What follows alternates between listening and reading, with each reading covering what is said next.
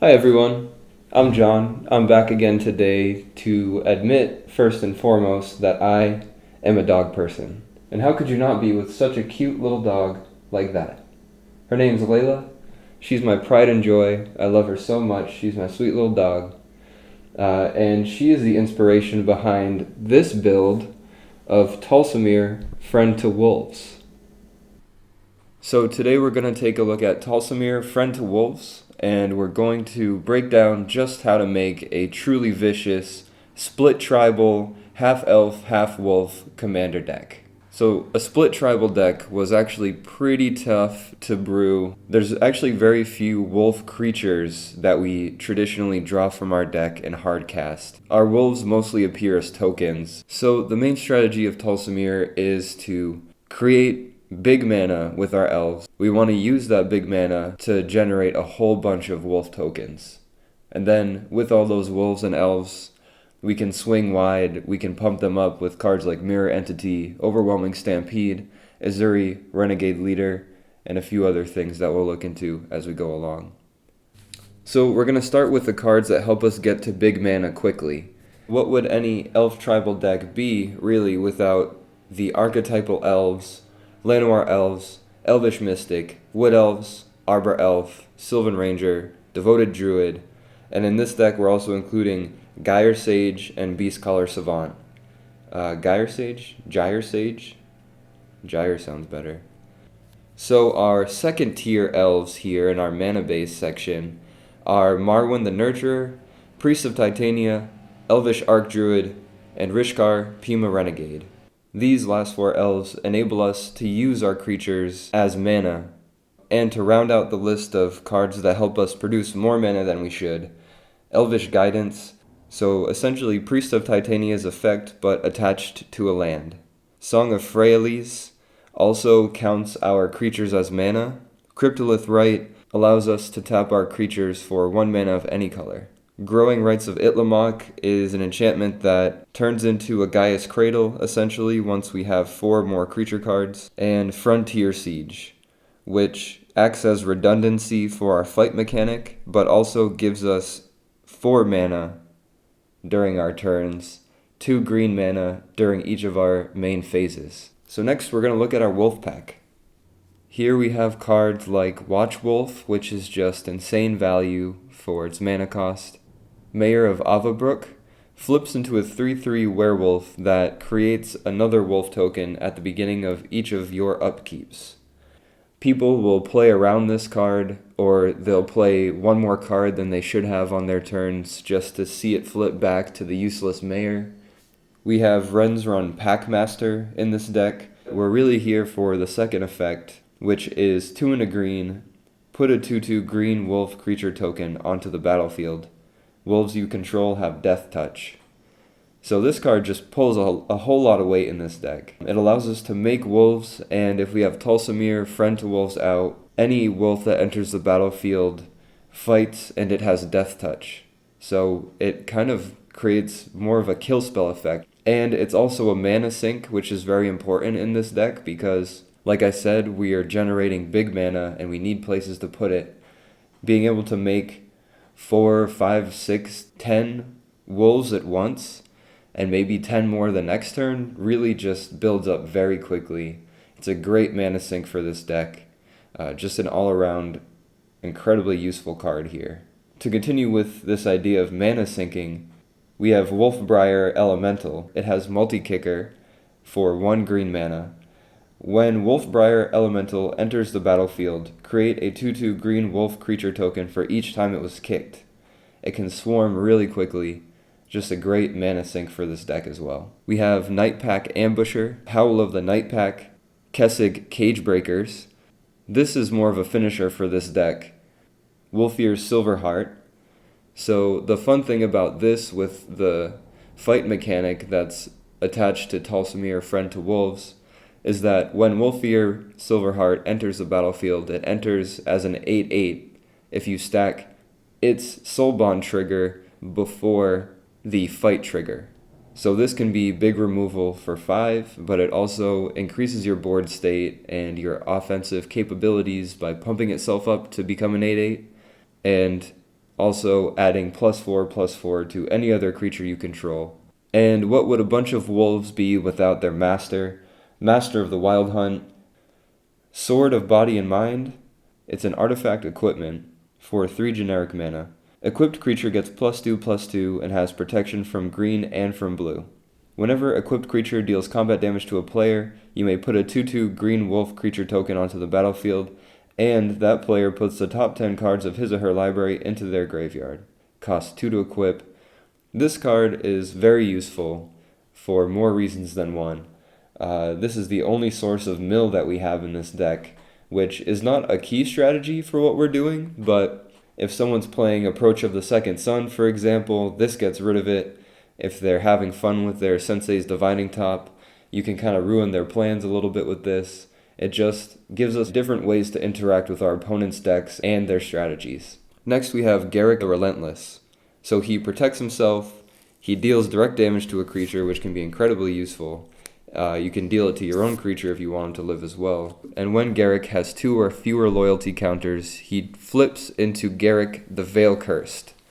So Garruk the Veil Cursed allows us to create a 1/1 Black Wolf creature token with Death Touch that will fight if Tolsimir is on the battlefield and potentially kill a creature. He allows us to tutor up a creature by sacrificing one of ours. And Garruk's -3 loyalty ability is redundancy for cards like Mirror Entity, Overwhelming Stampede, and Azuri Renegade Leader, allowing us to go wide with our creatures and pump them up to really get in there for maximum damage. And our last wolf token generator is the one, the only, Tolsimir Wolfblood, not to be confused with Tolsimir Friend to Wolves. This was the first Tolsimir that Wizards printed, and I actually started building this deck with this Tolsimir as the commander, really only a few months before War of the Spark came out with Friend to Wolves Tolsimir. And I was just delighted because this Tolsimir, Wolfblood, is not the greatest commander, but it is good in the 99 of this deck because it being a lord for our green and our white creatures pumps our wolves when they enter the battlefield. It pumps Voha, Friend to Elves, and it pumps its own wolf token to become a 4/4 wolf. So this can really help us increase our board state, increase our creatures' power and toughness for when we do go wide and go in for those life points. So next we're going to take a brief look at our win conditions for this deck. As stated in the mana base section, we want to get to big mana quickly, to generate wolf tokens, but also to pump our creatures so that when we do swing in and we go wide with all of our wolves, we want our wolves to be truly vicious. So to get there, we use cards like Mirror Entity, Azuri Renegade Leader, and Overwhelming Stampede. One of the more interesting finishers in this deck is the Great Aurora. And my reasoning for this is one, that it is quite unexpected. It resets the game for a lot of players. The way that we win with it is by having so much advantage, by drawing so many cards or having so many tokens on the battlefield, that when the Great Aurora resets the board states and resets our hands, we can draw way more cards than our opponents. And if they're using things like mana rocks, this card sets us up to be turns ahead of the opponent once we've reset our board states. While we are talking about places to sink our big mana, we have to mention Animist's Awakening and Enshrined Memories, which is essentially Animist's Awakening, but for creatures, and the creatures go into your hand instead of the battlefield. Enshrined Memories allows us to dig through our deck to find as many creatures as possible, fill our hands up, fill our boards up, and generate more advantage than the opponent. Some of the more interesting synergies in this deck that aren't quite on theme or in flavor, but they really help the deck perform well, are Inner Sanctum, Nightshade Peddler, Mirror of the Forebears, and Tamir Sabertooth. Inner Sanctum is an enchantment that costs 2 planes and 1 generic mana. It reads, cumulative upkeep, 2 life. That's no problem because we're gaining life so frequently with this deck. All damage dealt to creatures you control is reduced to 0. This is important because when our wolves enter the battlefield and fight an opponent's creature, they often die, sadly. But this card allows them to receive no damage in their fight transaction, allowing us to keep them on the battlefield Nightshade Peddler, Human Druid, 1 and a green with Soul Bond, and as long as Nightshade Peddler is paired with another creature, both creatures have Death Touch. Now this card is amazing because when a wolf enters the battlefield, you can stack the triggers so that the wolf soul bonds with Nightshade Peddler first, and then deals damage to an opponent's creature, and it deals that damage with Death Touch attached, which means it will usually kill an opponent's creature upon entering the battlefield. Contrary to what we want to be doing with Inner Sanctum, if our wolf dies in the fight transaction, that leaves Nightshade Peddler open to pair with another wolf as it enters the battlefield in the future. So we get kind of a machine gun effect with Nightshade Peddler. Mirror of the Forebears. Some fun ways to use this card in this deck is to name elves, and then, if you have Beast Whisperer on the battlefield, make Mirror of the Forebears a copy of Beast Whisperer for the turn. Then play a card like Llanowar Elves, for example, and instead of drawing 1 card off of the Beast Whisperer trigger, you can draw 2. Or have it become a copy of Priest of Titania, tapping to produce 1 green mana for each elf in play twice. And we also play Temur Sabertooth. So not only does this provide us with an indestructible blocker if need be, more importantly, it allows us to bounce some of our creatures with valuable enter the battlefield triggers back to our hands just to play them again and get that second value off of them. It also gives our important creatures evasion in the event that they're targeted with a kill spell or a board wipe happens. You can trigger Temur Sabertooth's effect multiple times. So if you see a Wrath of God in your future, or a Necromantic Selection, keep some green mana open with Temur Sabertooth on the battlefield, and you can escape a board wipe. Board wipes are actually one of the biggest roadblocks on our road to victory with this deck. So, to counteract the effect of a board wipe, we run Temur Sabertooth, but we also run Faith's Reward. It's an instant for 3 and a white. Return to the battlefield all permanent cards in your graveyard that were put there from the battlefield this turn. So whenever I have this card in my hand and I have 4 mana open, I'm not afraid to really build my board state. Some more evasion, we have Cloud Shift. Really simple, just blinks one of our creatures in the event that a kill spell hits the board. Or if we just want to keep getting that value out of our enter the battlefield creatures, we'll also play Ephemerate. Ephemerate's great because it also has a rebound effect, which just helps us get even more value, and it only costs 1. We also have Eerie Interlude to blink our entire board. This has saved me from a board wipe many times, although unfortunately the blink effect doesn't bring our wolf creature tokens back to the battlefield.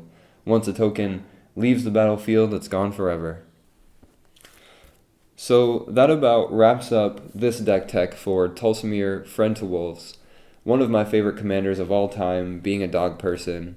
I had a lot of fun making this split tribal deck, and I'm curious what you think about it. If you have any ideas of how to make this deck better, please feel free to write them in the comments below. I'll read them, I'll respond to them. So thanks for watching. Please like and subscribe if you enjoyed this content. It really helps the channel grow and helps us continue to do what we love to do, which is to make fun decks and to have fun playing them. Thanks for watching.